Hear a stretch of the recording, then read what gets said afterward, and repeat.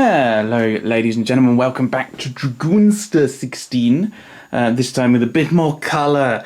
Forgive the lateness. I ordered something yesterday, and it said that it'd be delivered Saturday afternoon. But I think because I ordered it yesterday, I might have missed it for this week. But I was waiting for it to arrive, because there doesn't seem to be a kind of idea of when it's going to arrive, which is a bit frustrating. Painting. Well, first of all, I had a different delivery, which was loads of paints. You'll notice that these are kind of paired up in colours, apart from these four, because I've only got one of each. I've only got one, whatever colour that is, tan, buff, whatever. One dark green, which is a horrible olive colour, one grey, and the one gold brass kind of colour. I've used those two. Don't know what that's like. It looks like it's going to be very watery, like the white and the yellow. I think the lighter colours are all kind of fairly watery. I've not used the brass, but that's going to be the colour of that's going to be used for the artillery there. Speaking of which, these guys now have wonderful blue coats, because of course the artillery did. Although everyone talks about the thin red line for the British, that was only really the infantry and some of the cavalry that had the red. The artillery were blue. And fell over a lot, apparently, because he always falls over. I think he's just tired. Then back here, we've got our Hanavarian Jaegers in another not red colour for infantry, which is a dark green. And I'm not even sure if that's going to come across.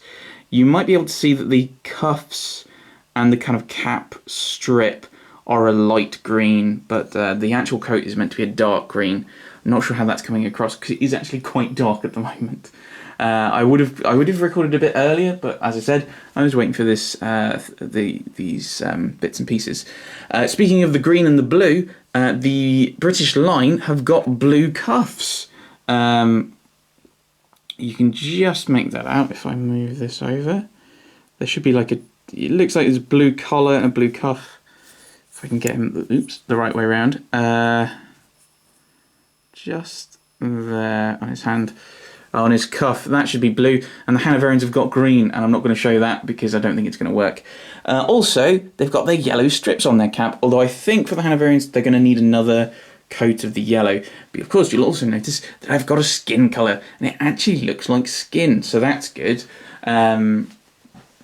So they're coming on quite well. I'm not sure how much else I need to do.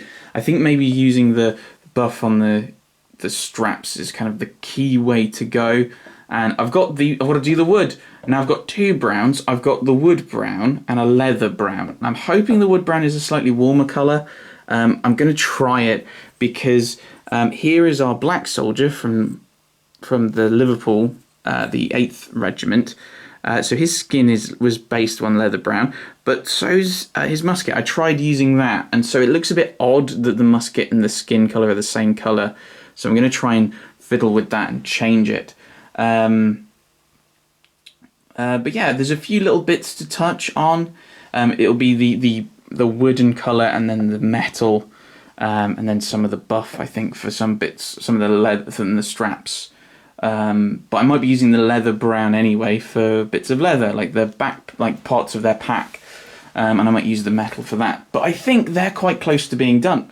So I've got their bases ready, so they're going to get glued onto the bases, and hopefully in a few weeks I'll be able to do a battle report for you. And I'm just going to do one of each just to get a vague idea of what exactly that's going to look like, and how the rules work, so that we can all learn how they work in a very basic way. And then I'm going to try and get these guys done, so I'll have an artillery and an artillery officer, along with the Hanavarian Jaegers and a Hanavarian officer who doesn't have a name yet and really should get one at some point, just to kind of slowly kind of build the armies up. I think that's my idea. And then we can do the horde of infantry that have been primed. So we've got British, Hanavarian, and then two more British up there. And I think kind of slowly add more units to the armies. Now, some of the bits over here, you'll notice there are boxes. There are more boxes and blister packs. With it being Black Friday, there's quite a few different deals around, or even just going on eBay. So I've got some French hussars, I've got a French artillery in that black box, and then in that pack is because there was a slight error in it's like technical glitch with kind of dealing with paying and everything. He sent me a really nice box, a really nice little reward bonus, a few command pieces. So I might be using them, which allows me to then use money to buy something else. So I'm going to actually, instead of having 14 hussars, including one command sprue, I'm going to be able to buy a second command sprue, which means I can split that into 2 units of 8, which is the plan with the Chasseur à Cheval from the Waterloo set. And then I've got some Russians. So I've got 3 Russian artillery pieces and a box of Pavlovsky Grenadiers. So they are from Warlord. Well, that was from eBay, but Warlord was having a 3 for 2 sale. I'm waiting for another British artillery piece, which I'll probably leave for a little bit, and 2 boxes of Jaegers that I'm thinking of using for the Austrians, and also a terrain set, because I do have a battle mat, but I don't have much else. That's 3 for 2 along with the artillery, and I got some of the paints at the same time. It gave me this Army Painter Quick Shade Strong Tone. I don't know what it's like, but reading the back, it's like dip your models, and you need turpentine to clear it up if you get it anywhere. So I'm a bit scared of that, I'll be honest. So I mean, that's kind of the plans. I've got some terrain coming, which will be good to go with my battle mat. I've got some bits and pieces. I think once these things arrive, along with this delivery that I was expecting today, which might not be coming until next week now, I think I've got almost all of the French ready, purchased now. It's just a matter of, I think one box from Victrix and 2 sprues from Perry, and if I can get that, once I've got those, that's all the French bought. So after these guys, I can very quickly move into working on the French army. So there's the plan, and that's what we're doing. So yes, I think these guys, they need hair.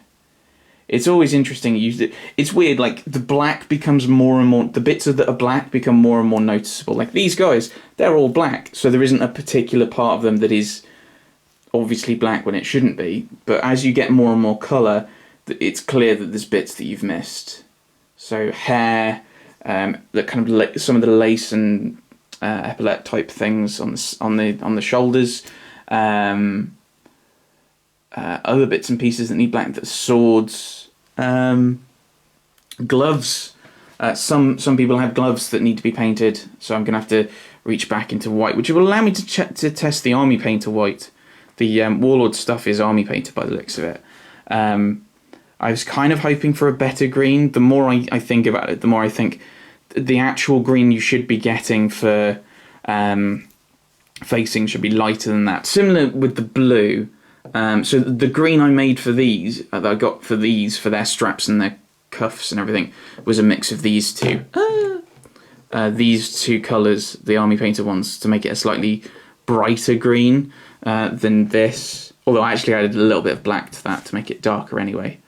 Because it looked really bright, but it dried darker. Whereas there's a few paints I've had that have seemed to dry lighter. And I think it probably depends on the pigment. So yes, there we go. There's a few different guys. I'll give you a zoom. I'll lean in. So here's what kind of the infantry look like at the moment in the current light, which is not great, admittedly. I have left these 4 with their paler skin tone because you wouldn't have an army, certainly in Britain. I don't think in Britain you'd have an army that was all homogeneous with its skin colour. They wouldn't all be kind of a slightly, I don't know, jaundiced looking Caucasian skin, which looks quite yellow. And then over here, these guys are in blue. Those 2 are in blue. He's got his horse painted, but I need to think about the mane. I think the mane's going to be the buff colour as well. And then there's the Jaegers at the back in their very dark green. I think they might look better with their trousers once their trousers are painted in the grey, because that's going to give them a bit more kind of colour to them and be a bit brighter. And then, of course, we've got our grey horse for our Highlander, and our British officer, who's probably going to be the overall commander. He's got his black horse with bits of white on the face. So again, I think it's just going to be touching up bits and pieces for these guys, and then I might, if those are major colours I need for other bits and pieces, I might start doing that and slowly kind of working through in big batches and big chunks, getting the other guys done. But I want to get these two done sharpish so that I can show you a little bit of a battle, or at least a practice war game between these guys before they engage with the dreaded French. Dun dun dun. So that's where we are. Thanks for watching, everyone. Thanks for watching.